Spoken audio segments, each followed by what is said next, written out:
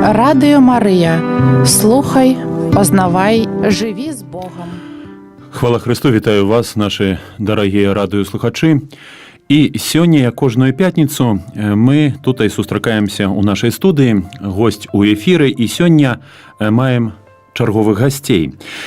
Спадарню Марину і спадарню Тетяну ви вже ведаєте, вони приходять до нас у п'ятницю, тут і розповідаючи менавіта адносні того, як допомагати людям хворим, тяжко хворим, як дапамагаць людям, якія стаяць ужо на парозе смерці. А сёння у нас у гасцях таксама прысутнічае спадарня Вольга Руденко і спадарня Людмила Платова. Вось. І сёння мы хацелі бы паразмаўляць перш за ўсё, як апекавацца людзьмі не проста хворымі, а людзьмі, якія стаяць менавіта вось на гэтым парозе. Парозе, чакаючы на гэты апошні крок, які кожны з нас калісьці павінен будзе зрабіць, крок смерці. І вядома, што вось гэтае чаканне, гэта не проста чаканне, гэта таксама чаканне спалучанае разам з цярпеннем. І вось як дапамагчы гэтым людзям, чым дапамагчы гэтым людзям, вельмі часта мы не ведаем, бо сустракаючыся у тых альбо іншых абставінах менавіта з гэтым мы губляемся. Таму сёння менавіта паразмаўляем аб гэтым і са стараны фізычнага працэсу, і са стараны з боку духоўнага працэсу. У сувязі з тым, што наша праграма яна беспасрэдная, праграма онлайн, і ёсць магчымасць таксама да нас тэлефанаваць у студыю, вось, і задаваць свае пытанні. Быць можа, хтосьці хацеў бы падзяліцца нечым таксама сваім разам з намі і усімі слухачамі, таму, калі ласка, запрашаю да нас тэлефанаваць, ёсць такая магчымасць, ці праз тэлефоны, ці праз скайп, ці таксама праз вайбер. Тэлефоны знаходзяцца на нашай старонцы, у інтэрнэце ёсць магчымасць паглядзець, старонка радіо Марыя Бай, калі ласка, глядзіце, тэлефануйце, будзем чакаць. А цяпер, вось, перш за ўсё, звяртаючыся да нашых гасцей, хацеў бы прывітаць іх хрысціянскім нашым прывітаннем, вось, якое у касцёле, перш за ўсё, распаўсюджана хвала Хрысту. Навекі хвала. Вядома, што гэтая сустрэча, яна такая асаблівая чаму? Бо размаўляем о рэчаіснасцях, якія вельмі часта сустракаюць людзей у апошні момант іх жыцця. Это момант цярпення. І цяпер мы, якія яшчэ не так церпім, як яны. Сустракаючыся з імі, першая справа, якая вось мне здаецца, як рэагіраваць на гэта. Я разумею, што тут можна цэлую навуку з пункту гледзячы псіхалогіі зрабіць. Як рэагіраваць на гэта апошняе цярпенне чалавека, самому як рэагіраваць. Але вось перш за ўсё запытаюся ў людзей, якія не сутыкнуліся з псіхалогіяй беспасрэдна як навукай, а сутыкнуліся больш з практыкай. Як рэагіраваць вось на такое? Бо, ведаеце, кожны з нас па сутнасці сваёй рэагіруе па-іншаму, бо зусім інакш рэагірую я як святар, зусім інакш рэагіруе чалавек, які вывучаў псіхалогію, зусім інакш рэагіруе чалавек, які ўвесь час працаваў у полі, вось, і зусім інакш рэагіруе медык. Вось. Таму, можа, пачнем з вас, спадарня Вольга, як рэагіраваць на вось гэтае цярпенне, якое ў нейкім моманце абсалютна перакрэслівае жыццё? Я благодарна Богу, что Бог в свое время допустил в моей жизни ухаживать 2,5 года за родным отцом. Он был лежачий, перелом в области бедра, в шейке бедра, и он не мог ходить. Ему было 82 года. После наркоза у него был рассеянный атеросклероз, то есть он был иногда неадекватен. Он забывал, что он не может ходить, он хотел вставать, он разрывал памперс. Это было нелегко, потому что я мать 6 детей, и я работала тогда. И слава Богу за детей, которые помогали. Кроме меня еще сестра ухаживала, 2 брата по очереди. И это была хорошая практика. И когда я вот приняла решение, я как христианка хочу сказать, что Бог побуждал мое сердце, рассматривала я волонтерское служение, но я понимала, что без практики мне туда очень сложно будет попасть. Это на Тракторном хоспис, небольшое здание, оно уже работает приблизительно 8 лет или 10, 13 лет. И когда я пришла уже устраиваться туда, вот полгода я перед этим готовилась, и попала книга, мне сын ее так случайно нашел, у постели умирающего, онколог, врач, он объясняет, как работать с тяжелыми больными. Это было очень хорошее подспорье. И когда я пришла на собеседование к главной медсестре, она говорит, вы имеете опыт? Я говорю, за отцом ухожу. Она говорит, это одно дело за родными, а другое дело за чужими. И меня Бог готовил, однозначно скажу, что мне не хватало мудрости, я очень реагирую на запахи. Было непросто, но с Божьей помощью я делала то, что делала. Меня учили, слава Богу, за тех сестер, которые учили меня, как профессионально, как легко переодеть человека, поменять постель, памперс, как поменять колостому. Выбачайте, тільки запитаюся, вось это апошняе слово я не зразумеў, не ведаю, что гэта такое. Если подробно, когда человека после операции, он не может сам сходить в туалет, выводят прямую кишку через живот, это надо видеть, колостому надо видеть. Такой мешочек с такой круглой... Да, вот. И лежать человек неудобно ему, а мы вот это делали. И мешочки, когда моча сама не отходит, вот такой... это тоже надо видеть. А вот что вы можете параіць тым людям, якія раптоўна сустрэліся з тым, што іх блізкі раптоўна перастаў функцыянировать? Вось першыя крокі, якія з вашага пункту гледжання трэба перш за ўсё зрабіць? Если они сейчас нас слышат, то можете связаться лично со мной, с теми, кто имеет опыт, вот в нашей студии, спросить конкретной ситуации, конкретный случай. Допустим, как даже памперс поменять, как человека переодеть. Я готова это показать практически. Как вообще общаться, как долго по времени. Люди очень раздражительные, они любят, чтобы их выслушивали, поэтому терпение выслушать человека. И может не настолько объяснять, сколько его поддерживать на его уровне. Допустим, я с отцом соглашалась.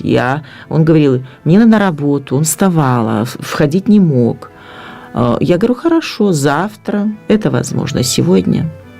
То есть это поддакивание на уровне такого больного человека, успокаивающее действие с нашей стороны, словами, поступками, прикосновением, говорить добрые слова. Люди помнят прошлое, настоящее не помнят больные. Поэтому главное выслушивание, поддержка, любовь. А как она проявляется? Этому надо учиться. Если ее нету, надо учиться приобретать. Я, как верующий, хочу сказать, надо начинать молиться. Если люди не знают Бога, когда-то приходит момент, надо поблагодарить Бога за эти тяжелые обстоятельства. Верующий называет испытанием. И просить Бога мудрости, как выдержать это испытание, пройти его, чтобы подготовить человека еще к вечности, к переходу от этой жизни в жизнь вечную. Дзякую шчыра. Вельмі важна, вы тут і сказалі вось гэтае апошняе слово, дапамагчы чалавеку падрыхтаваць яго перайти ў вечнасць. Як чалавек веруючы, па сутнасці гэта абавязак кожнага з нас. Але ведаеце, я ў сваім жыцці сустрэўся з такім момантам, калі моя бабуля у нейкім моменце была паралізавана. Папросту. І я вот стаў над ёю і ў нейкім моменце сустрэўся з чалавекам, які пачаў стыдзіцца самого сябе. Бо яна ўсё жыццё, практычна да 79 гадоў працавала. І тут такое кроваизлияние, яна нават размаўляць не можа. І вось гэта з аднаго боку стыд з яе боку, што яна нічога за сабой не можа зрабіць, і зразуменне, што нічога не можа. А з другого боку бяссілле, гнеў, злоба. Злоба не толькі, скажем, на іншых, злоба не толькі на Пана Бога, але перш за ўсё злоба на саму сябе. І вось тут я хацеў бы звярнуцца да нашых псіхолагаў, сустракаючыся вось з такімі людзьмі. У гэты першы момант, бо вядома, мы сустракаемся, мы таксама не ведаем, мы таксама разгубленыя. Што рабіць? Можно я скажу? У меня была такая ситуация, когда мне надо было памперс менять у мужчин.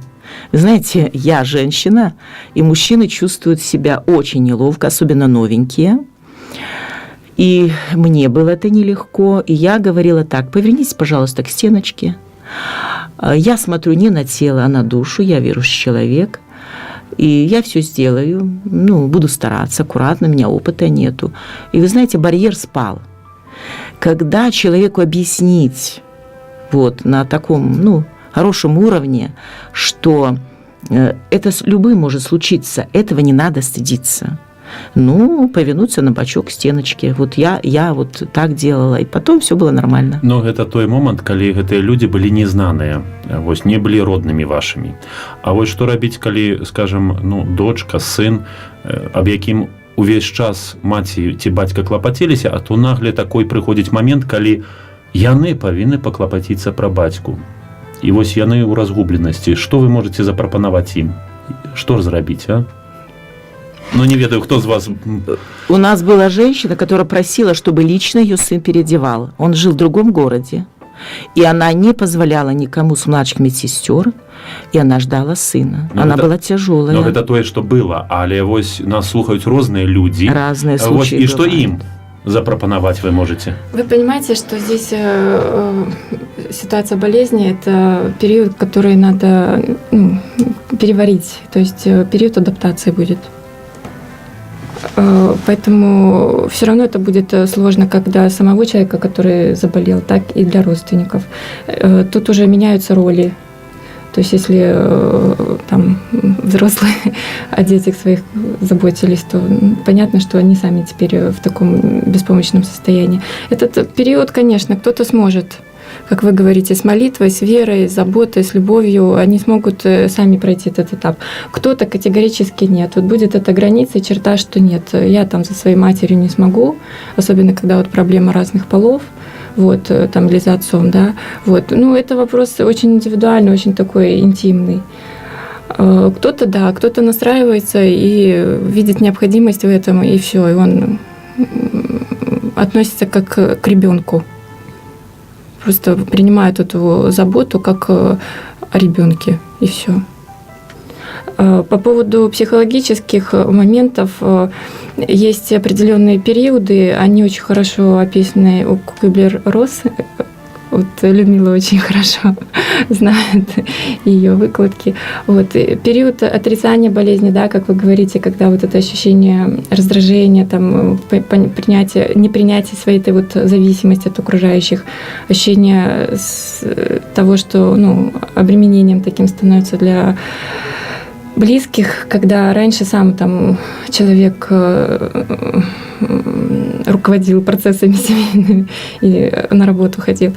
Но у всех по-разному этот период проходит. У кого-то подольше, у кого-то быстро он проходит. Тут главное понимать, что эти процессы, они нормальные. Что это ничего такого надзвычайного, что это зазвичай есть у всех. Это нормальная реакция психики любого человека на кризисную ситуацию, какая бы она ни была, болезнь в том числе. Набраться терпения, да, очень хорошо, когда есть близкие верующие, когда подключают и молитву, и веру свою, и сердце открывают. Я лично знаю женщину, вы сказали, 2,5 года ухаживали, да, за отцом. Я знаю женщину, которая 10 лет ухаживала за мамой в парализованном состоянии. Она сказала, что эти 10 лет были одни из самых счастливых в их общении. Хотя там тоже было нарушение речи, там памперсы, дементные моменты, когнитивное снижение.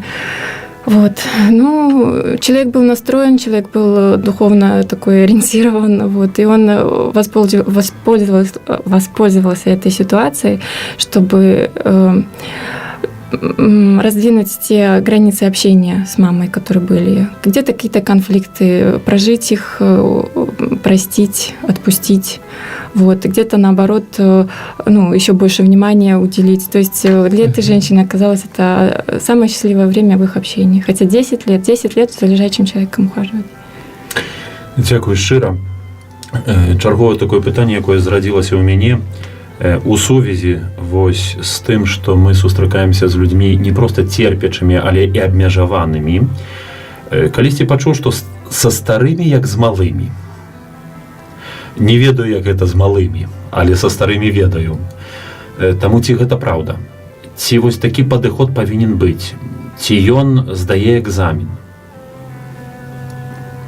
Ці не?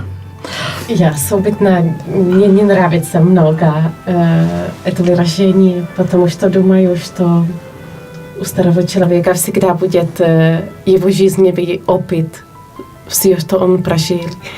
И тоже, если он уже не помнит, забывает то, что было в прошлый день, всегда этот опыт, то, что он прожил в своей семье, он несет в своей жизни. Поэтому я была бы очень осторожна з этим. Не, я разумею, што гэта складанае только пытанне, але мне перш за ўсё цікавіць адносіны. Не некае псіхалагічнае стаўленне, бо вядома, што гэты вопыт, гэты досвед жыццёвы, ён прысутнічае ў чалавека і таксама ў тых людзей, якія нейкім чынам дапамагаюць. Але вось менавіта будаванне адносін. Бо я сустрэўся з тым, што старыкі, альбо асабліва тыя хворыя людзі, часамі капрыснічаюць горш ад дзяцей.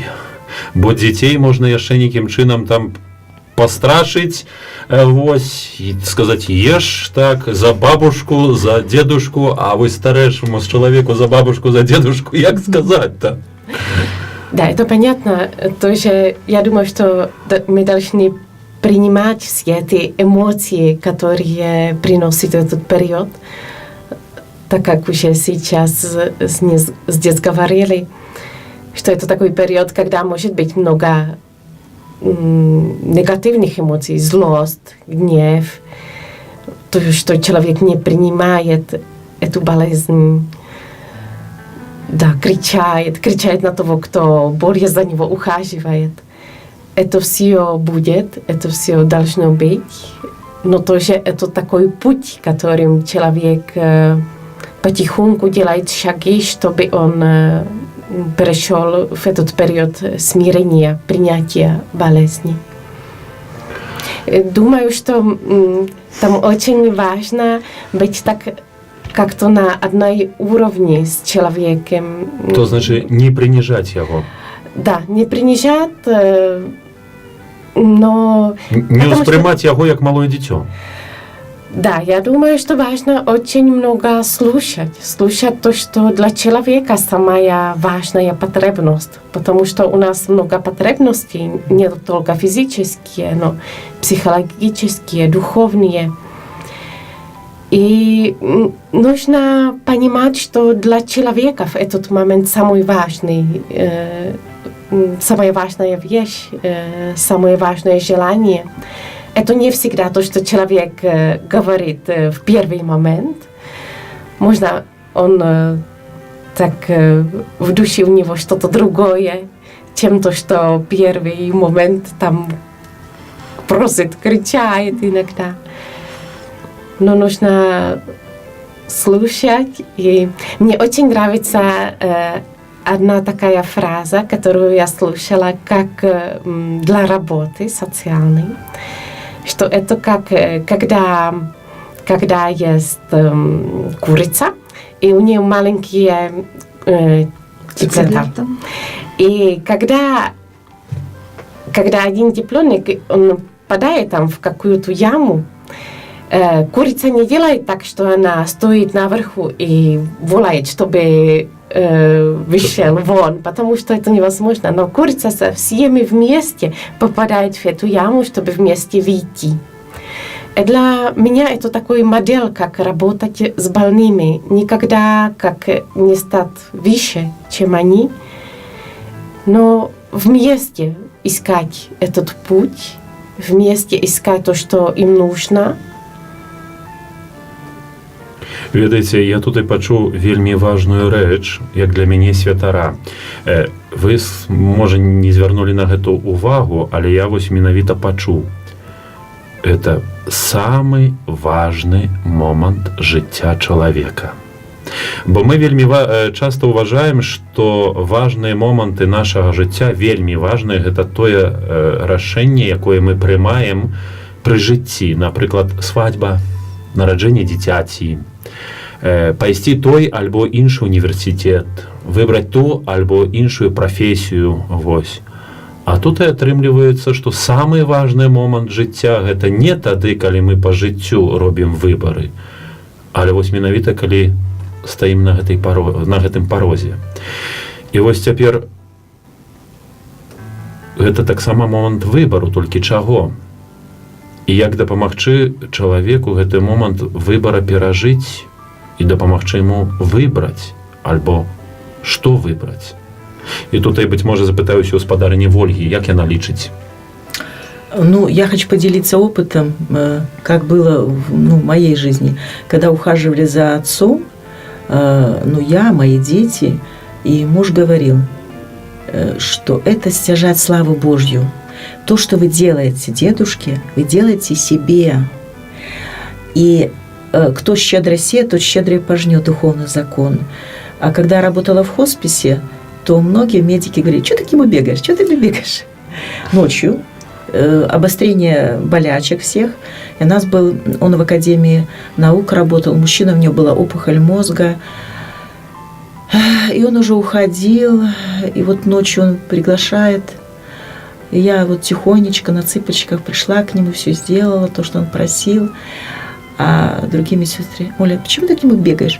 Я говорю: знаете, если ваш родственник лежал, вы бы хотели особого отношения и особого внимания, поставьте на один миг себя на его место. И на место любого больного вы хотели бы особого внимания. Вы хотели бы терпения, чтобы вам водички подали, вам подали бы что-то вкусненькое, вам бы повернули, переодели. То есть надо на мгновение побыть на его месте. Теоретически. Не говоря уже практически, когда человек годами лежит. Это очень тяжело. Поэтому не дай Бог никому оказаться на его месте. А раз мы ходячие с руками, с ногами, мы можем сделать все возможное. Да, тяжело. Но я хочу сказать, что болезнь, она объединяет родственников. И в хоспис приходили, когда люди никогда не молились. Вот перед смертью, я хочу сказать, почти все молятся. И прокуроры, и кегибисты, которые, может, отрицали Бога в своей жизни. Но смерть, приближение смерти, оно, душа ищет Бога. Я видела. И особенно мужчины боятся смерти. И один, вот у меня больной говорит: в 7 утра. Может, я приглашу жену? Я говорю: решайте вопрос заведующей. И жена прибежала. И она молилась, а он спал. То есть она своими молитвами охраняла его сон. То есть болезнь – это приближение к Богу. Хочет человек принимать, не хочет. Надо искать верующих, надо искать священника, соседей, родственников, знакомых, не знаю. И они помогут, они поддержат, они будут молиться и практически окажут содействие. Я знаю такие случаи. Думаю, что Евангелиум нас учит, что то, что останется, есть только любовь. Я думаю, что это такой период, когда это уже каким-то видом видно. Потому что человек, который в таком серьезном состоянии, он часто потеряет много вещей, не может более путешествовать, не может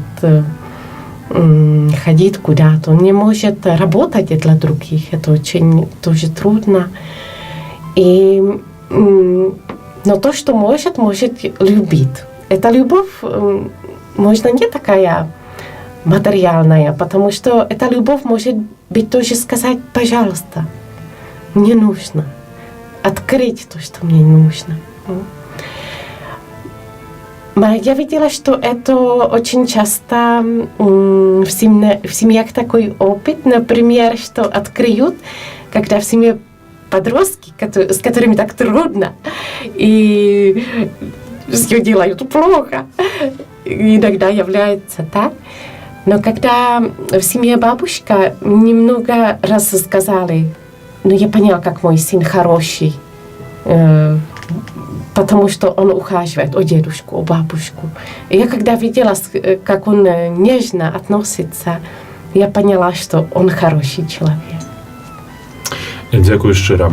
Дзякую шчыра вось за гэтае сведчанне. Дзякую шчыра таксама менавіта за тое, што вашыя словы, якія прагучалі ў нас у эфіры, даюць надзею і даюць магчымасць іншым, якія сутыкнуліся з гэтым, больш і лепей зразумець тую сітуацыю, якая іх чакае. А таксама перш за ўсё пабачыць той шлях, па якому яны павінны прайсці. Не гэты хворы, а менавіта яны. Ну бо часамі разгубленасць, часамі стаяць на ростанях і не ведаюць, ці заставіць сабою і даглядаць, ці імкнуцца аддаць гэтага чалавека, вось хворага у апеку дзяржаве ці яшчэ кагосьці, ці наняць, быць можа, кагосьці наняць, ну бо ў мяне няма часу, а ёсць магчымасці фінансавыя наняць чалавека, які лепей будзе даглядаць. Вось. Дзякую вам шчыра за тое, што падзяліліся, і цяпер хацеў бы папрасіць вас з такого пункту гледжання больш матэрыяльнага. Што зрабіць, як падрыхтаваць? Ну, перш за ўсё, вось, падрыхтаваць, не ведаю, карваць, падрыхтаваць, не ведаю сам, бо ў нас, па сутнасці, было ўсё падрыхтована, пачынаючы ад памперсаў, заканчваючы клеёнкай на пасцель і так далей, і так далей. Вось, чалавека прывязлі з бальніцы паралізаванага. Што зрабіць перад тым, як яго прывесці да хаты? Думаю, что очень важно такой открытый диалог с врачом. Тоже спросить врача, можно попросить. Ведаеце, я памятаю сваю бабулю, я у врача пытаўся, і он глядзеў на мяне такімі вачамі, говорить, ну адкуль я ведаю? Ну так, як хворы чалавек, ну что, вы не ведаеце, як за хворым глядзець? Да, разумею. Так потом можно тоже попросить медсестры, посмотреть, что все в больнице. Не, ну я разумею, только что да. Это ваша хата, ваша квартира. Да. Сейчас я продолжаю. То, что может, если человек в кровати лежащий, то, что будет всегда хорошо, если, например, кровать может быть чуть-чуть выше, чтобы не была низкая. Угу. Потому что если низкая, очень трудно для спины человека, который ухаживает. Так, например, это. Потом есть можно попросить разные медицинские приборы, можно покупать, или если у человека оформленная первая группа инвалидности, можно все эти вещи получить бесплатно. Можно, например, такую подпору под подушку. Каб хворы не зусім ляжаў, каб да. Он такой полусидячий. Да, полусидящий, да. Потом то, что нужно, так памперсы, пленки. Если человек может сидеть, если может чуть-чуть переместиться, так нужно кресло-туалет. Угу.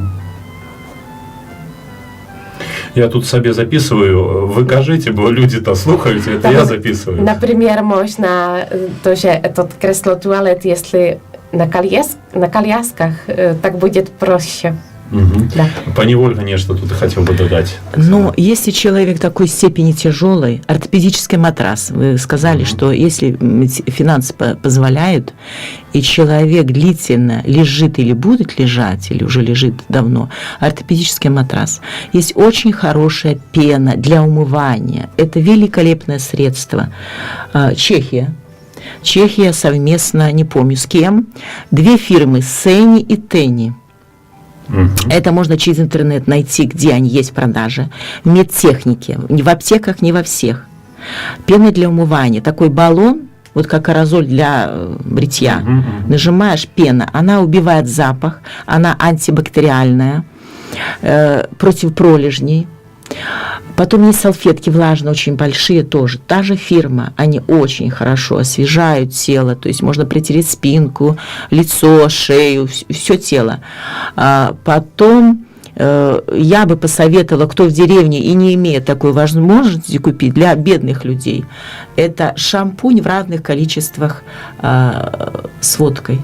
И протирать эти места. Еще такой момент. Хозяйственное мыло на крупную терочку натереть. Мы так делали отцу. Прошли все пролежни буквально в течение недели. И была мазь на облепиховой основе. Это вот родственница с Украины передавала. Как можно чаще протирать те места, вот особенно в области копчика. То есть в области таза, там, где кровь поворачивать, чтобы человек дышал. Прежде всего, удалить всю синтетику. Белье должно быть ХБшное. Постельное белье и нательное белье должно быть ХБшное. Как можно чаще поворачивать. Похлопывание. Минимальный массаж вокруг, вот, если есть уже пролежни. И купать в хозяйственном мыле. Или протирать губкой хозяйственное мыло, протирать вокруг хозяйственного мыла и купать в хозяйственном мыле. Это первые условия, но очень эффективные. Нам посоветовал один хирург. А адносне вось гэтых мы так отцу делали, и очень помогало. Купали в ванне, в хозяйственном мыле. А тальк?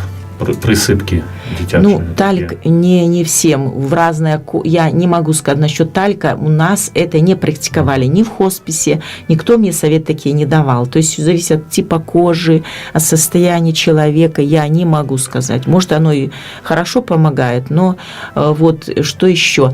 Есть ортопедические кровати. Эти кровати можно приобрести. Мы, допустим, брали. А можно позычать? Можно в хосписе попросить палочки, там остаются, люди уходят, палочки остаются для больных. И вот эти кресла, туалеты тоже. То есть все это можно приобрести и бесплатно, попросить на время, потому что иногда человек лежит месяц, бывает и меньше. Ну и... Если это мечание, то есть хоспис на Тракторном, есть хоспис при любой больнице платно, есть больница сестринского хода, вот Марина может рассказать, где она работает.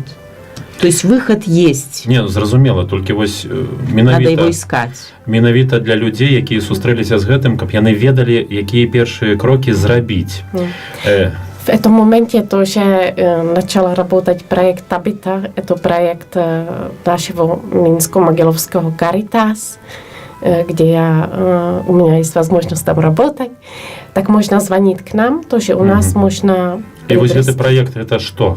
Может, это проект уходу на доме для больных, прежде всего тяжелобольных. Мы сотрудничаем тоже с хосписом, они нам тоже высылают свои пациенты, но можно звонить сразу в Caritas к нам в Лесковку. Могу приехать я, могу показать все, можем конкретно навучить, да. Бо тут така, на жаль, тільки коли ось по відео побачить, можемо зробити Я там прапановую ввогуле Карітасу, нават у вашій особі, зробити такий фільм, який би показував конкретно, як допомагати гэтым хворым ляжачым людям. И мы бы этот фильм так само могли бы показать и разрекламировать. Хорошая идея. Да, думаю, что это можно тоже найти в интернете. Есть такие фильмики.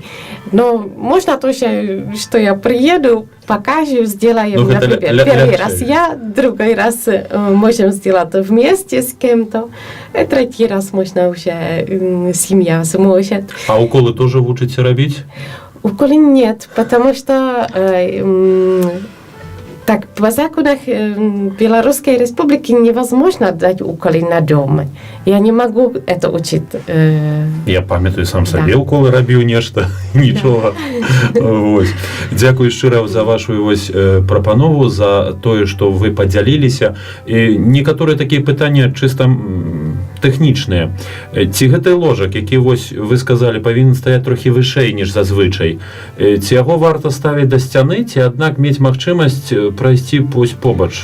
Если есть возможность, всегда лучше, если можно идти около, потому что так можно работать вдвоем, а это легче. Очень легче. Дякую щиро. Ось такая практичная Но есть больные, которые неадекватные, и они свалятся. Они не ощущают себя неходячими. Психологически они хотят вставать, они хотят ходить. И они разрывают памперс и все остальное. То есть, если очень тяжелый человек, неадекватный, то, конечно, лучше еще такой, как в нас в хосписе, барьер, такой заборчик, если можно сказать, съемный, несъемный. Если человек лежачий и как-то хочет приподняться, потому что хочется самому покушать, подушки есть, одеяло есть, можно сделать валик. Все зависит от желания больного. Кто-то хочет высоко спать. Гипертоники любят высоко, 2 подушки. Кто-то пониже. И индивидуально каждый подход должен быть. Желание тут больного. и нема такого ось рецепту, коли до кожного допасовать. Еще мы привязывали в хосписе простыню за спинку кровати, и больной сам брался за простыню и поднимался. Кто-то там такой ремень, кто что, есть какое-то приспособление. Есть специальные такие лесенки, они тоже там фиксируют, и человек может сам подниматься. В хосписе, в больницах есть рычаги, кнопочки с пультом, где поднимается кровать и опускается. Да, в домашних кровати есть такие, они сами опускаются. Да. В домашних условиях это уже надо самому придумывать, учитывая состояние больного. Лягчэй за ўсё, я так зразумеў, што лягчэй за ўсё скантактавацца папросту з вамі, са спецыялістамі, запытацца, параіцца, запрасіць, павучыцца, а не экспериментировать самому. Есть еще специальные курсы по Kinesthetics. Да, Красный Крест проводит, и вот в рамках программы Caritas на сентябрь, по-моему, там уже запланировано, да, вот, там можно пройти курсы вот эти, там именно по взаимодействию с тяжело больными, как их перемещать, как памперсы менять, как ухаживать, так, чтобы не повредить им, и чтобы была профилактика пролежней, и чтобы самого себя обезопасить, спину, суставы, и так далее, чтобы это было эффективно. Бо узгадываю свою двухмесячную практику у монастыры сярод хворых монахаў, абсолютно хворых, калі чалавек як раслінка, дык я скажу, цягаць, сапраўды цягаць, паднасіць, дапамагаць, гэта вельмі цяжка. Бо такого чалавека, здаецца, лягчэй просто приподнять, ніж тады, калі чалавек ввогуле безуладны. Дело в том, что там надо знать особенности анатомии, как перемещать, потому что даже элементарно, когда человек ползает, его там, вот хочешь подтянуть, но это может спровоцировать пролежни, потому что идет смещение ткани. То есть надо приподнять и пододвинуть, то есть не тянуть. То есть такие вот тонкости, это очень хорошо, когда вот люди именно знают основы Kinesthetics, становится проще. А тут така адносні пролежні, бо першае, з чым сустракаюцца людзі у хворых людзей, гэта пролежні. І якія найбольш уздзельнічаюць, я заўважыў, папросту на псіхіку самого чалавека, які дапамагае. Бо спачатку чалавек, скажам, ён жудасна сябе адчувае, пролежні, невядома што рабіць, як рабіць, куды рабіць, чаму яны. А наступна, калі гэтыя пролежні самі пачынаюць падгніваць уже, бо даходзіць да такой сітуацыі, калі чалавек не ведае, што рабіць з гэтымі пролежнямі, то рэакцыя чалавека гэта вельмі часта жудасна глядзець на чалавека, бо ён папросту не ведае. Спецыяліста. Пытанне, што вы можете запрапанаваць нашим радыёслухачам, калі у іх ёсць ляжачы чалавек, і што зрабіць, каб, вядома, што гэтыя пролежні будуць, але каб яны былі як мага меншыя і як мага найдалей у часе паяўляліся. А еще есть белорусские вап-гели. Они уже давно вышли в производство. Раньше были импортные, мы тоже это использовали. Такие гелевые подушечки, если можно назвать, салфетки. И именно когда пролежни, нету нагрузки на пролежни, они защищают пролежни. Я на сегодняшний день не знаю, но можно поинтересоваться в медтехнике, вап-гель, и они скажут такие, даже точно не знаю, как называется, белорусские, были немецкие, они дороже, в белорусские есть. Это очень хорошие... А што зрабіць менавіта перад тым, як яны появились, каб як мага далей гэты працэс пролежней адсрочыць? Как можно чаще промывать, поворачивать, проветривать комнату, массаж вокруг вот этого места, где человек лежит, чтобы человек не лежал в одном положении, на один бок, на второй. И хозяйственное мыло промывать, массаж спиртом, водкой, ну, какие возможности у кого. Но мы заметили, что купание как можно чаще. Мой брат купал каждый день отца. Он все делал, потому что он мог поднимать. Я, допустим, хотя он не высокого роста и худенький, но лежачие люди очень тяжелые. И он каждый день делал ванны. И в течение недели прошли пролежни. Всеми средствами, те, которые предлагали хирургии, ничего не действовало. Но именно купание в хозяйственном мыле. Ну, может, еще теплой водой, потому что трохи если нет крови. Возможности ванны, нету в деревнях, просто промывать вокруг этой раны, перекисью прижигать. Но вот именно хозяйственное мыло – это панацея. Хорошо получить консультацию врача, он более подробно расскажет и для профилактики, и по лечению. Вот. Но еще надо учитывать питание, чтобы оно было полноценно, потому что пролежни, они же еще от типа кожи зависят, от эластичности, от подкожной клетчатки. Возраст. Да, от состояния сосудистой системы. Вот, так что, конечно, надо обязательно с врачом взаимодействовать. И все про ежу я не подумал. Это важный момент. Это сувисит, потому что, например, очень важно, чтобы больной принимал белки. Это значит мясо, например, блендером взбить, чтобы было можно покушать тоже, когда человек как не может много, но белки. То значить, високобілкову їжу, перш за все, треба давати хворим людям, так? Чи ні? Ну, там тоже это надо с доктором, потому что еще должны состояние почек. Там диету должен подбирать доктор. Іначе кажучи, тут і нема можливості людям самим по сутности выражать, что я ем, то и буду кормить хворого. Нет, надо обязательно с доктором консультироваться по диете, обязательно. Потому что там я вот хожу сейчас в интернат на Обшасов, здесь в Минске, где очень пожилые люди в возрасте и давно лежат, некоторые никому не нужные, и у них в основном крепит. То есть кишечник не работает, потому что долго лежат. Ну как, проветривается комната, но все равно люди без движения, без нормального воздуха, естественно, ухудшается обмен веществ.